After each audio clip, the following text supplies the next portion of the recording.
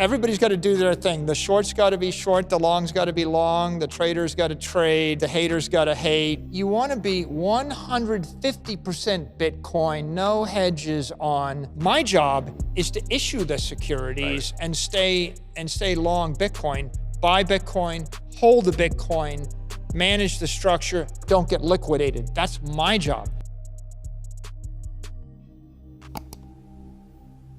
Michael Saylor says Bitcoin's volatility as a spinning flywheel, a source of energy. When prices move up and down, smart investors can harness that energy to fuel growth. To Saylor, volatility isn't a risk, it's a tool. On October 30th, we laid out our treasury strategy. And our treasury strategy it looks like this.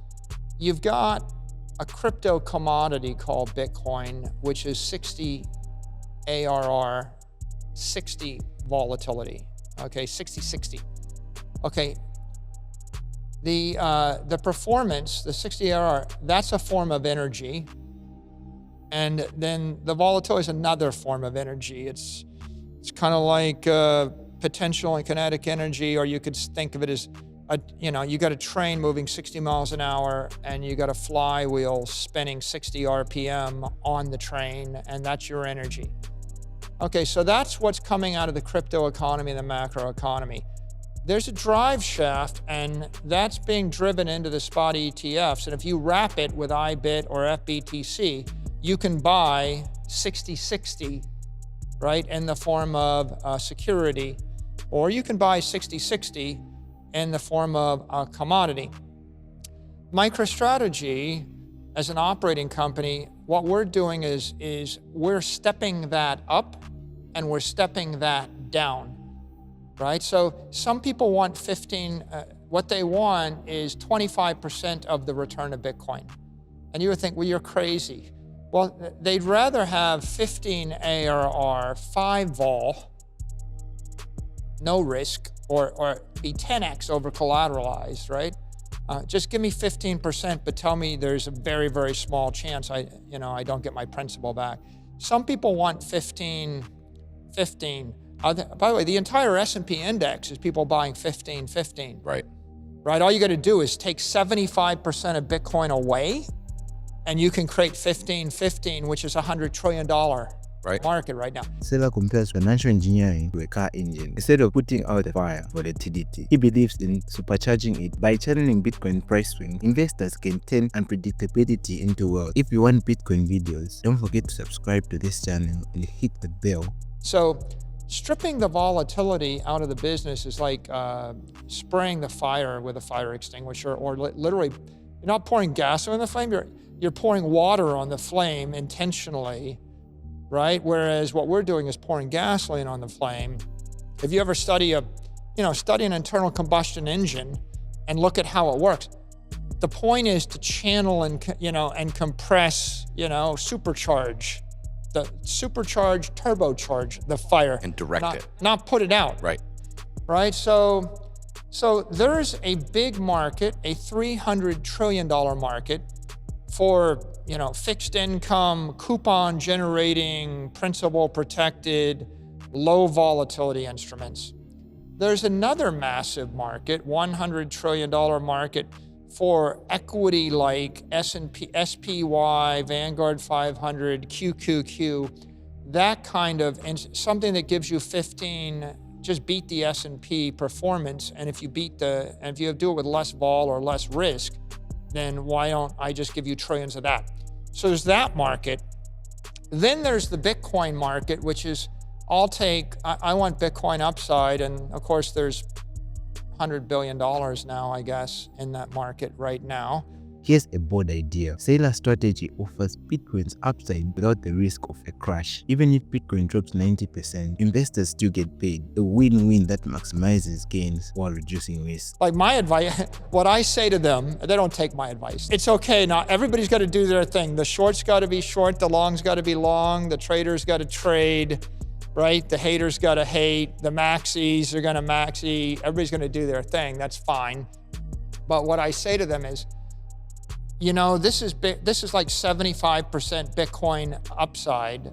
Actually, it's like 70% MicroStrategy upside. It's 100% Bitcoin upside, no downside. Like that is to say, if Bitcoin crashed 90% tomorrow, you're still getting paid. Bitcoin could go down 95% tomorrow and stay there for 5 years. You're still getting paid. It's like, why are you're already hedged. You're already 10x over collateralized. Why are you hedging it again? Yeah, it's interesting. Right? But there are some people that do hedge, they double hedge it. So there's a group of people that buy that convert and they just buy the convert, they're already hedged and they outperform Bitcoin without the risk. There's other people that, by the way, that's one type of view. There are other people, they don't want to take the risk for an hour. Like literally the afternoon they're buying the bond. When the stock's moving around, they're buying 50 million, shorting 40 million minute by minute. They don't even want to take an afternoon of risk, right. But that's okay. So I think that it's a long-winded answer to your question, but we're just gonna provide securities to every pool of capital. If what you want is that instrument, if we think it's good for our common stock shareholders, we'll sell it. Ultimately, there's a lot of instruments we could create that are kind of dilutive to us, so we're not going to. But, there's the dude that wants investment grade fixed income, guaranteed coupon, 10x over collateralized with a bit of boost past that. We're going to give them their thing. Saylor calls his company a crypto reactor built by Bitcoin. By making Bitcoin the center of his financial model, he taps into its full potential as a power source for growth. You got to be 100% Bitcoin.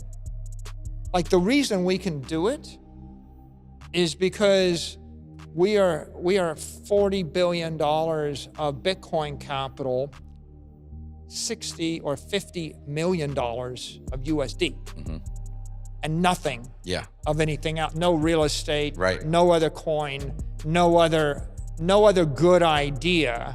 The thing that I try to get across to people with the laser eyes and the focus is sometimes the least risky thing is not to diversify. Right. When you've got an engineering solution, when you're building an airplane and someone says aluminum is the right metal, diversifying into copper, bronze, steel, and aluminum doesn't make the plane less risky. Right. Right?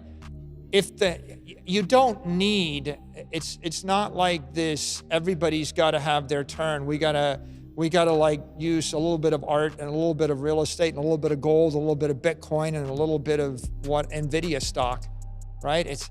That doesn't work. It breaks the machine, right?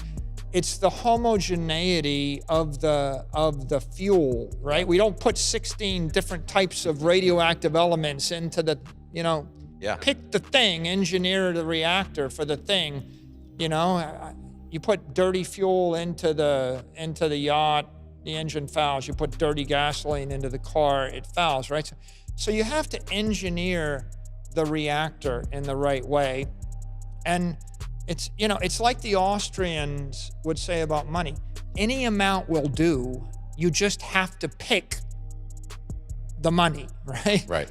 Right? Bimetallism, silver and gold, is a recipe to disaster. Yeah. Pick one. Focus on it. So what we've done is we've focused on Bitcoin. We've created a Bitcoin treasury company. It's a crypto reactor with Bitcoin as the fuel. Because we do that, we can give our converts the highest performance of any convertible bonds. And we can give our fixed income the highest performance of any fixed income. And we can give homogeneous credit and transparency.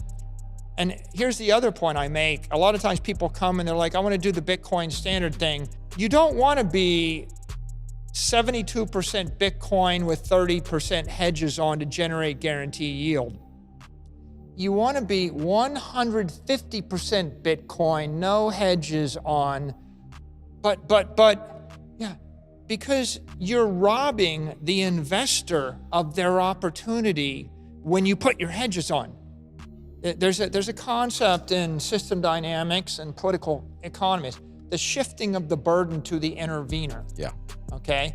It's like, because you chose to do it, I don't have to. Okay, so when I give you a 150% Bitcoin company and I don't hedge it and I tell you I'm not going to hedge it, you don't believe me for a while, you're gonna rug pull me, you're gonna take profits, you're gonna, right? It takes a long time for people to trust you, right? But your best chance to get people to trust you is if you're laser-like focused and committed and transparent, and you never break faith with them. They're like, by the way, this is tough love. When Bitcoin trades down 80% and you wanted me to bail out, I didn't. I'm sorry. You know, all those bondholders, they came to me when the bonds were trading 30 cents and 40 cents, and they wanted me to issue equity to buy them back. I said, no, we're keeping our position. They said, well, this is a big opportunity for you. You could buy these bonds back below par. I said, no, this is a big opportunity for you. You're the convertible bond investor. You have to buy bonds with your capital for a living. That's your opportunity. My job is to issue the securities and stay long Bitcoin, buy Bitcoin, hold the Bitcoin, manage the structure, don't get liquidated. That's my job. Your job is to buy the equity, or if you don't want to buy the equity, buy the bonds. The short story is the bonds went from 30 to 300. Right. Like they were screaming home runs. Saylor sees Bitcoin as a game-changing asset. He says if a company like Microsoft used its cash to buy Bitcoin, it could add $150 per share and $1 trillion to its market cap. When you recapitalize on BTC, now let's take that excess cash. If Microsoft takes their excess cash and buys Bitcoin, they add $150 a share and $1 trillion to the market cap. They don't even have to change the dividend or the buybacks. You just make $1 trillion and you crank $150 or more into the business, because now you're investing in something that beats the cost of capital. Now there's a little chart you should have in your head. The S&P index is the cost of capital. It's plus 15 for the last 4 years. If you normalize that, then Bitcoin is up 48% over that. Yeah.